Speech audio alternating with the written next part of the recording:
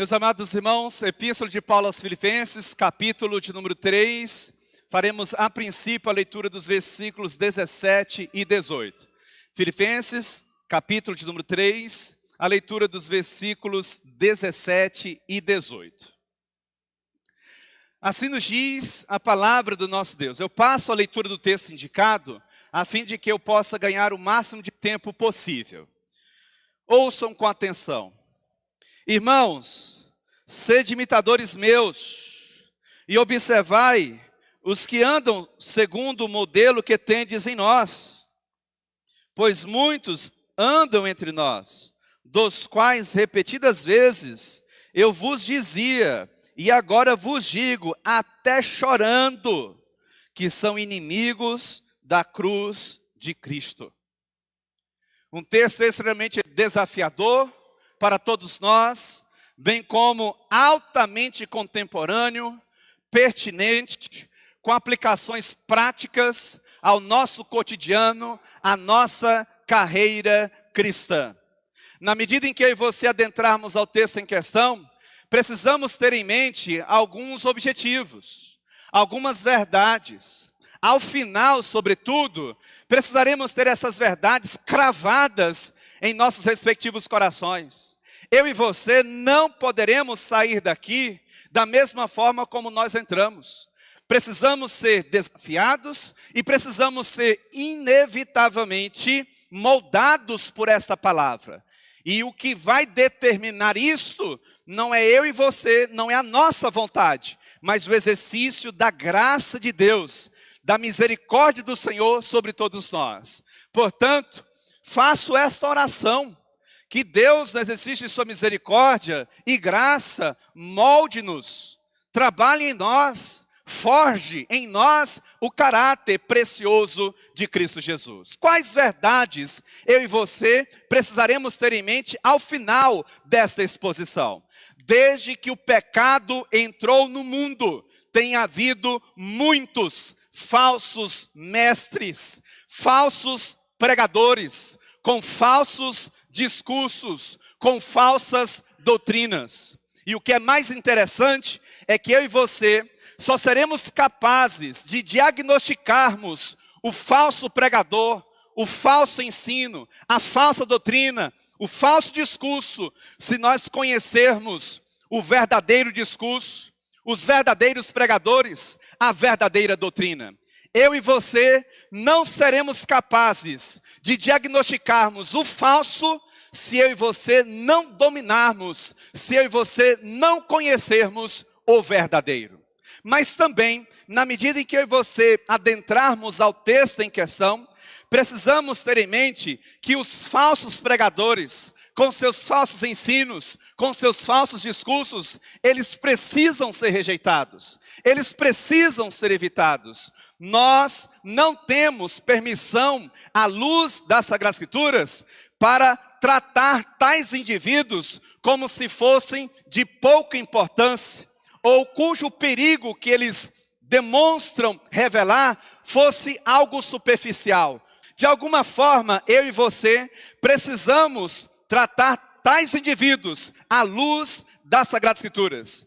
Não importa se sejam boas pessoas, não importa se sejam aparentemente indivíduos ideais. Sem o Evangelho de Cristo Jesus, tais mestres, tais falsos pregadores, tais arautos enganosos de uma mensagem falaciosa, precisam ser evitados, precisam ser rejeitados, precisam ser colocados no seu devido lugar.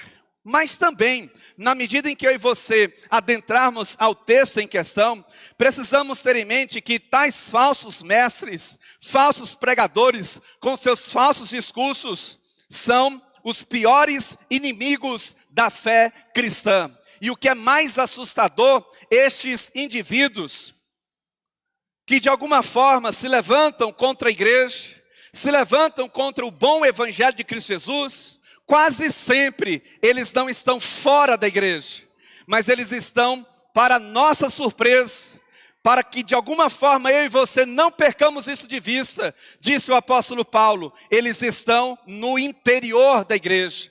Eu e você, portanto, precisamos sempre de vigilância, termos bastante cuidado, porque inevitavelmente os maiores adversários da igreja, os piores inimigos da igreja, eles não se encontram do lado de fora da igreja, mas nos seus corredores, nos meandros da igreja. Dentro dessa perspectiva, eu e você não podemos perder de vista aquilo que o apóstolo Paulo vem nos ensinando. Afinal de contas, como já destacado nas exposições anteriores, todo o capítulo de número 3, mais precisamente, se constitui a partir de um embate teológico. De um lado o apóstolo Paulo, do outro lado na igreja dos Filipenses, falsos mestres, que circundavam a igreja dos Filipenses com discursos falaciosos, apresentando um evangelho não anunciado por Paulo, não anunciado pelo primeiro colegiado apostólico.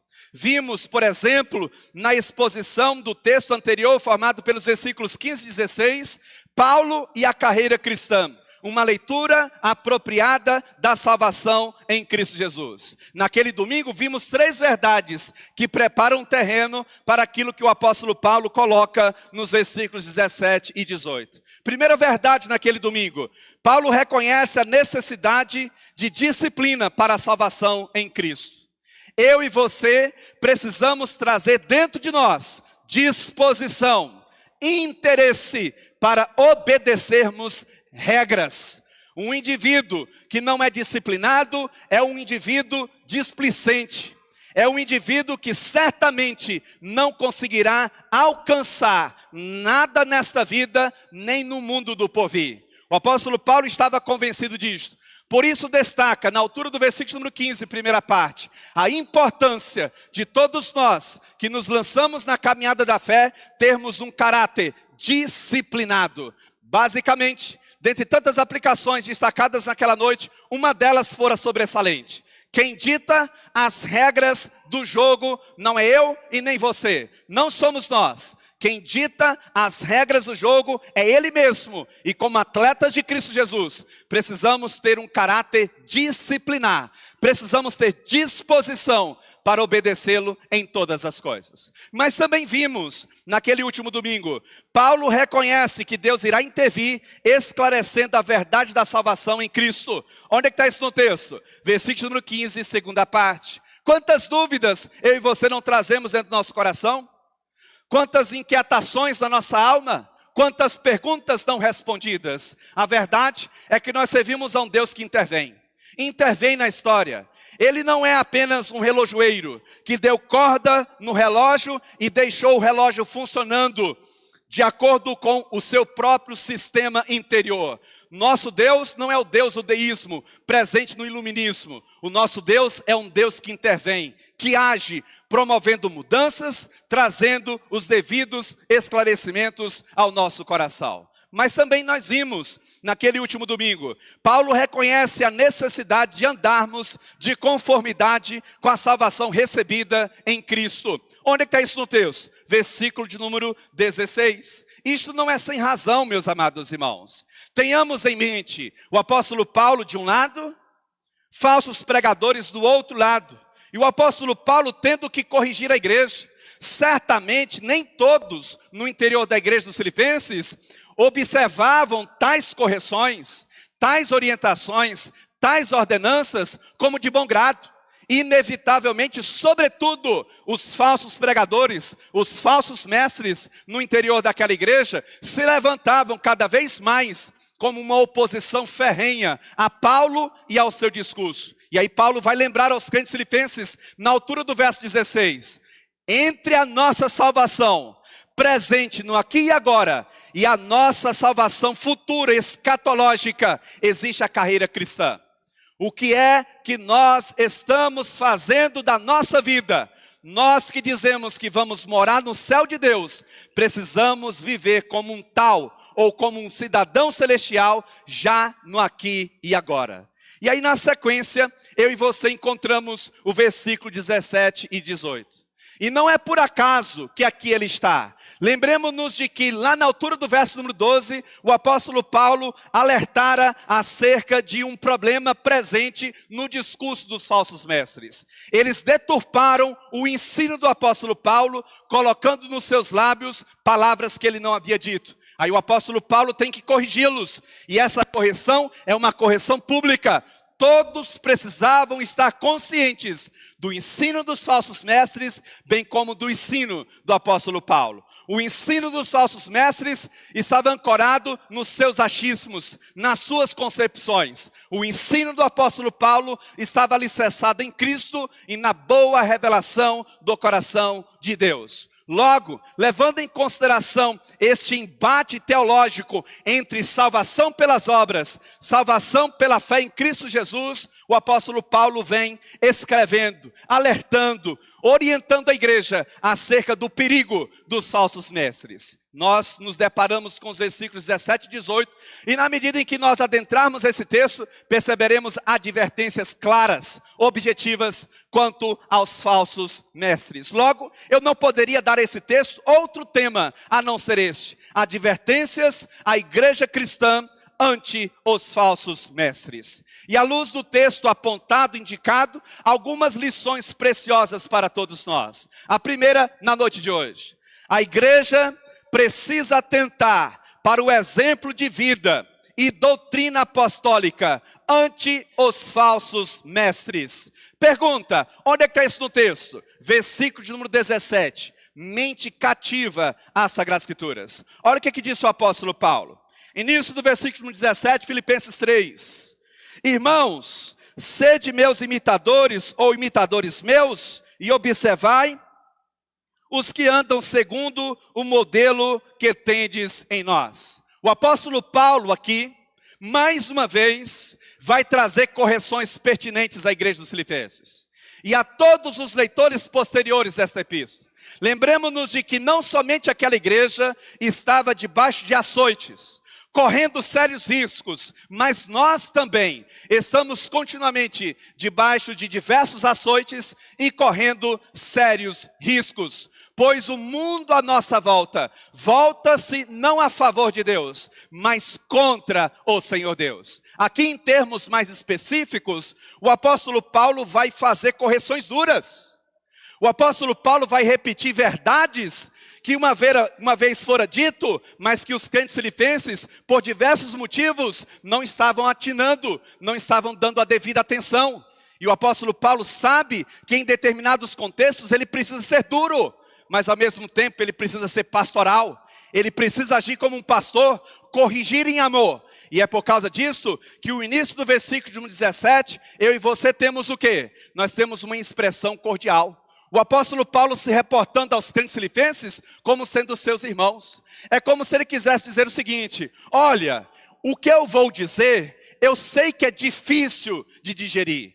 Eu sei que as minhas correções em dados contextos são duras, mas entendam que eu não os vejo como inimigos. Pelo contrário, eu os trato como meus irmãos. Nós pertencemos à mesma família, a família da fé, cuja a ponte de conexão, cujo elo de ligação não pode ser outra coisa a não ser a pessoa de Cristo Jesus. Logo, o que eu e você temos? Nós temos um pastor tendo que corrigir a igreja para com a qual, ou diante da qual, ele se sentia responsável. E olha como é que o apóstolo Paulo coloca a sequência do verso de número 17. Irmãos, sede imitadores meus.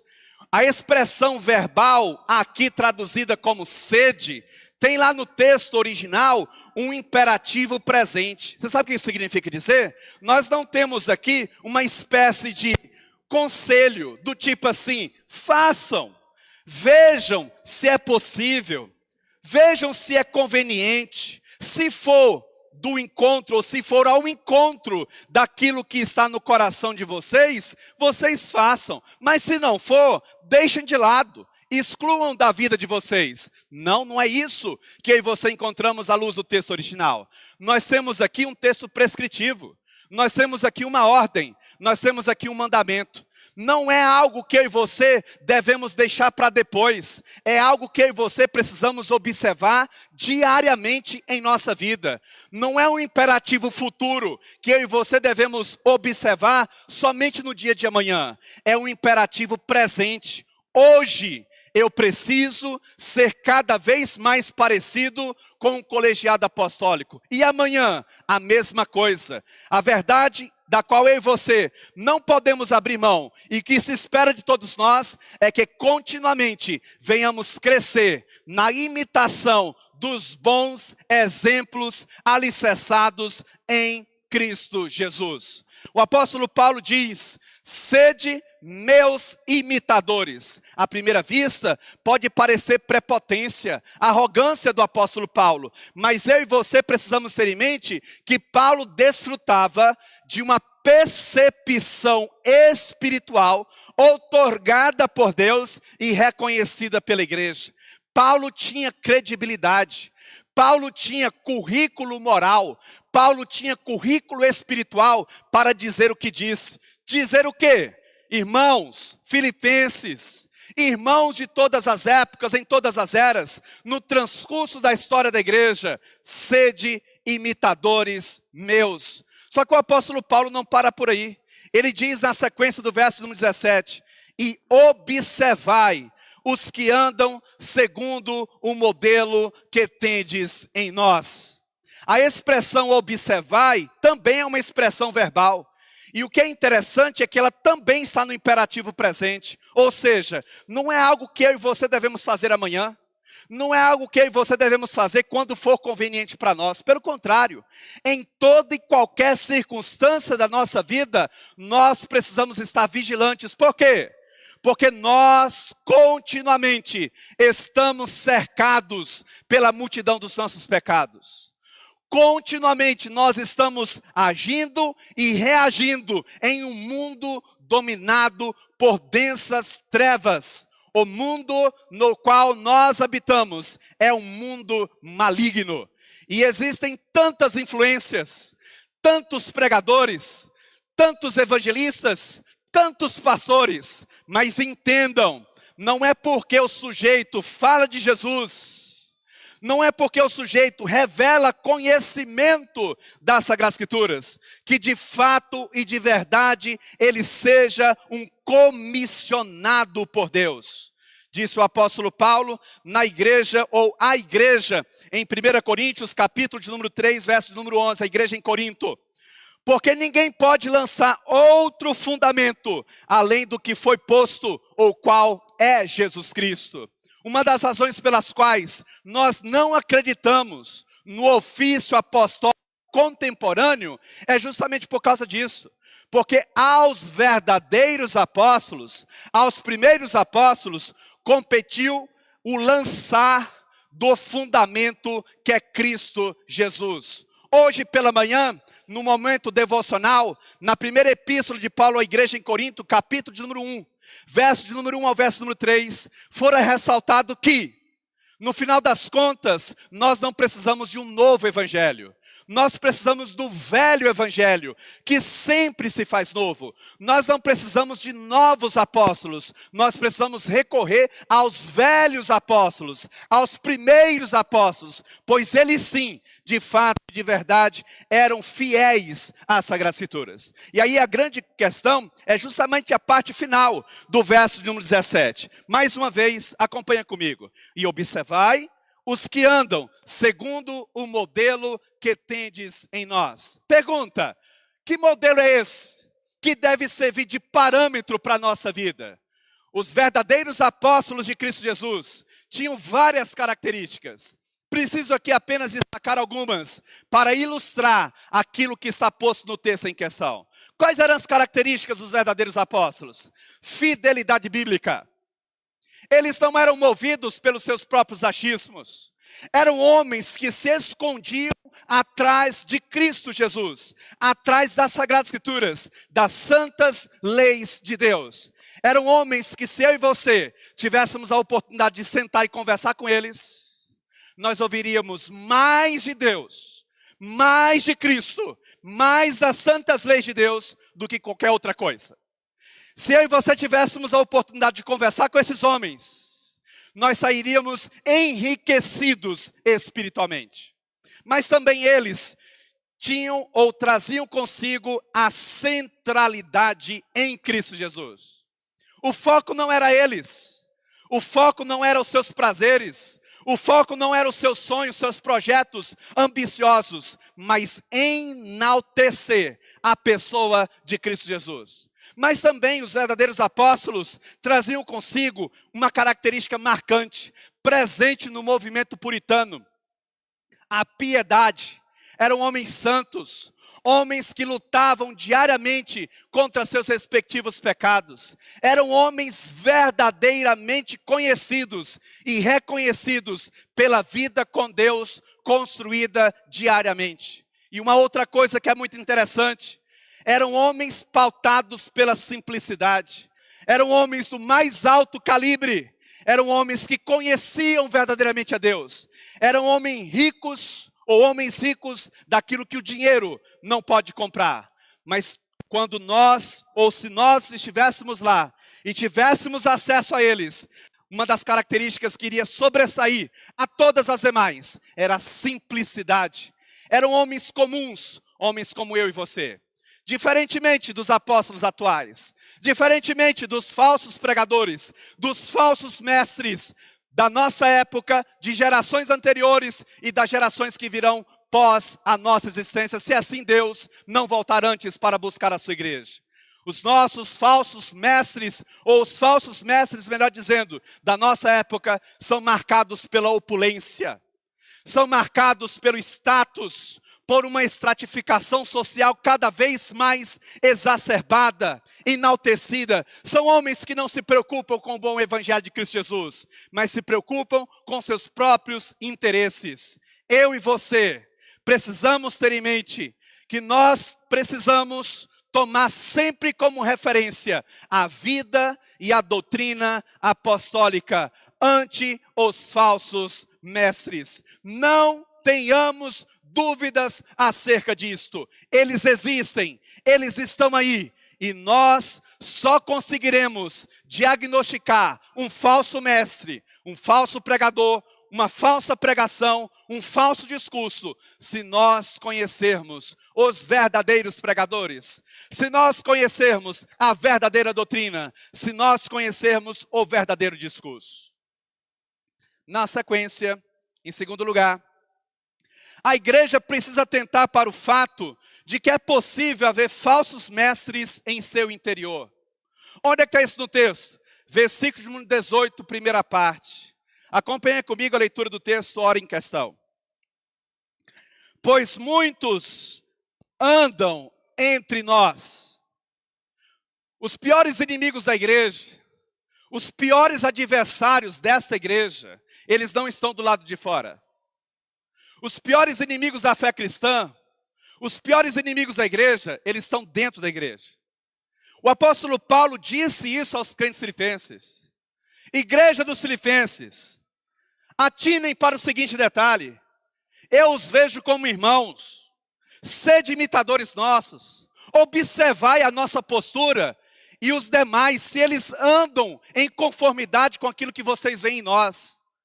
E saibam de uma coisa, verso 18, pois muitos andam entre nós. Existem falsos mestres para todos os lados, porque existem falsos crentes, falsos servos de Deus. Permita-me aqui fazer rápidas correlações bíblicas. Mateus capítulo 13, versos de número 24 a 30, fala-nos sobre o joio e o trigo.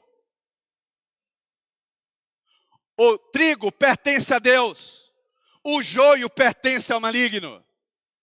Os dois convivem no mesmo ambiente. Um é de Deus, o outro é de Satanás. Quem nós somos? Quem você é? É impossível nós nos escondermos. As nossas obras, as nossas ações, as nossas reações descortinam se nós somos joio ou se nós somos trigo. E a pergunta que não quer calar é justamente esta: que tipo de crente é você? Não tem como você dizer que é de Cristo e viver como se fosse do maligno. As tuas ações não deixam você mentir. As minhas ações, o meu comportamento, o modo como eu resolvo os meus problemas, revelam se eu sou joio ou se eu sou trigo. Como você resolve os seus problemas? Como você resolve os seus dilemas? As suas demandas fora da igreja, no interior da igreja. As obras das tuas mãos, o trilhar dos teus passos, mostram quem você é. Se você é joio ou se você é trigo. Segunda epístola de Paulo, dirigida a Timóteo, capítulo número 4, versos número 14 e 15. Timóteo, escute bem o que eu vou dizer. Alexandre, o ferreiro ou o latoeiro, causou-me muitos males. O Senhor lhe dará a devida paga segundo as suas obras. Aí verso de número 15. Tu, Timóteo, escute, guarda-te também dele, Timóteo, porque resistiu fortemente às nossas palavras. Todo dia nós lidamos com crentes que não querem nada com o bom evangelho. Todo dia nós lidamos com crentes que não amam as Sagradas Escrituras, que não amam o bom evangelho de Cristo Jesus, não querem nada com Deus, não querem nada com Cristo Jesus.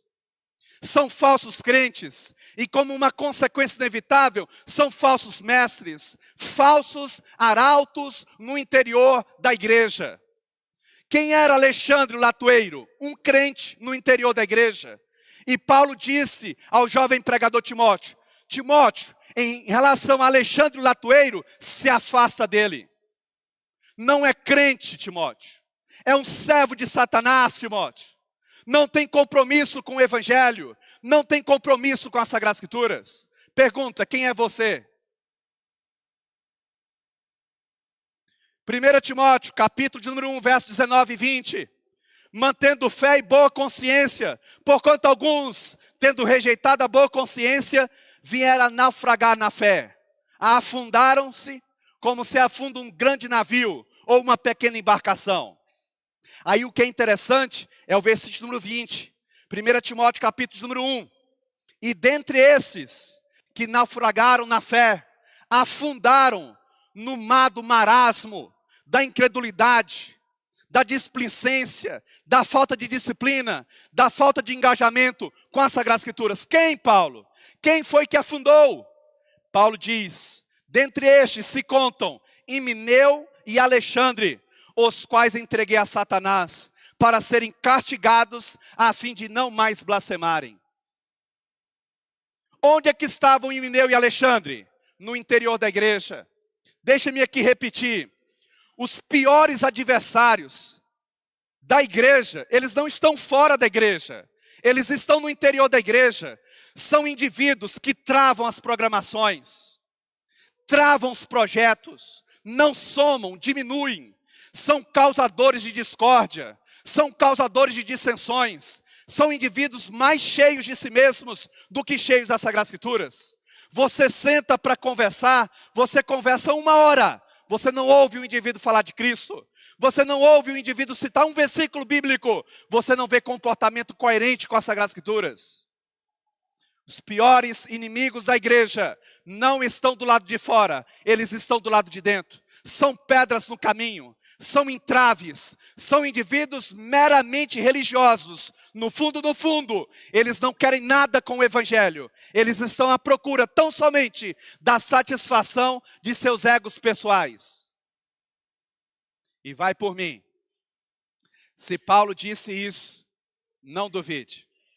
Terceiro lugar, a igreja precisa atentar para o fato de que os falsos mestres negam a suficiência de Cristo Jesus. Onde é que está isso no texto?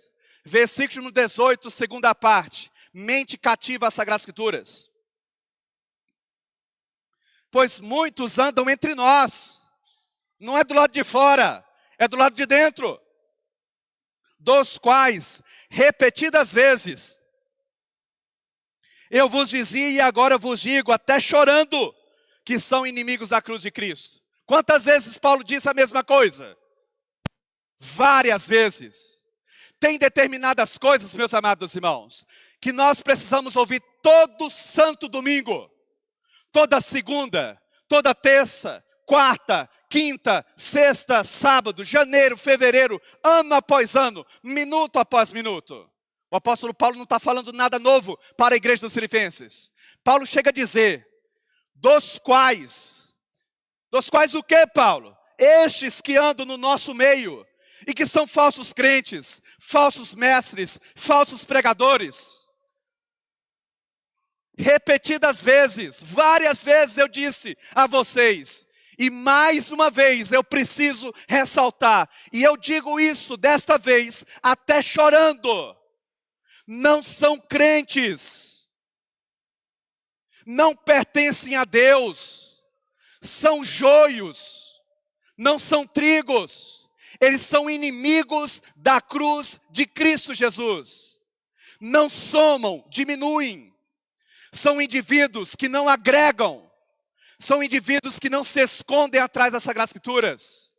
São indivíduos que mais brotam de si os seus achismos, suas ideias levianas.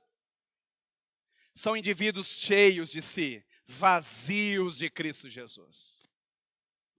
Meus nobres e amados irmãos, se Cristo, o verdadeiro Cristo, age em mim, e se esse Jesus age em você, não vai haver espaço para dissensões, facções, discórdias, intrigas entre nós. Não existe entre duas pessoas verdadeiramente cristãs a ideia do tipo assim, eu prefiro ver o diabo do que você. Não existe essa entre duas pessoas verdadeiramente cristãs. Não quero mais olhar na tua cara. A verdade, meus amados irmãos, é que nós estamos diariamente lidando com pessoas meramente religiosas.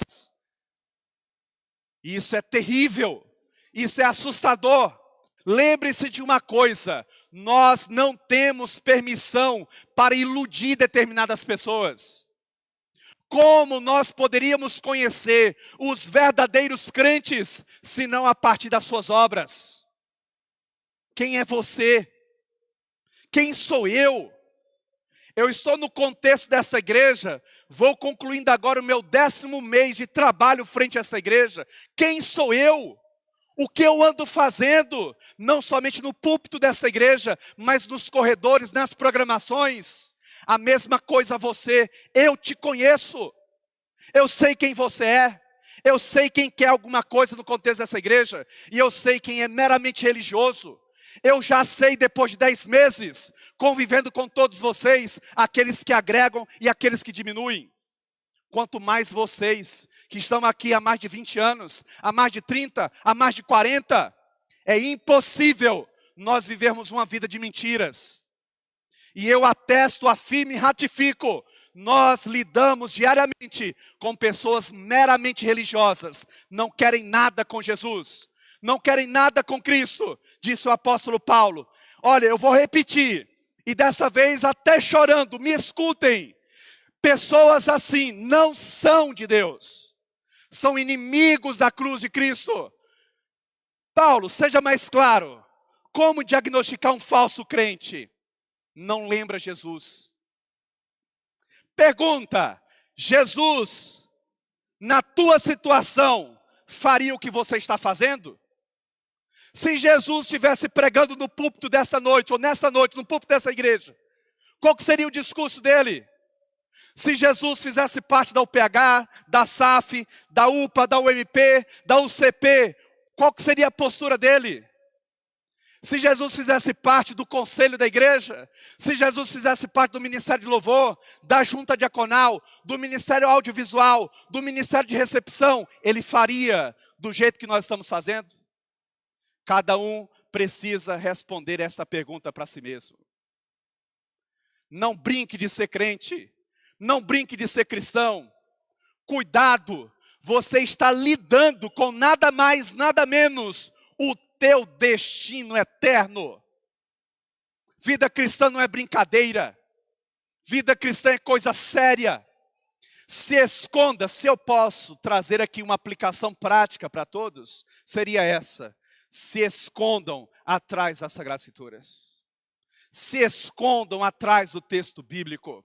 Se escondam atrás da boa revelação do bom evangelho de Cristo Jesus. Que nada em você, nada em mim, venha falar mais alto do que a centralidade em Cristo Jesus. Se nós fizermos assim, nós estaremos dando bom testemunho da nossa salvação. Quem é você, meu irmão? Quem é você, minha irmã? Não brinque de ser crente. Não brinque de ser cristão. Você, se assim agir, estará brincando com o teu futuro eterno. Qual foi o texto base da nossa exposição na noite de hoje? Filipenses capítulo 3, versos 17 e 18.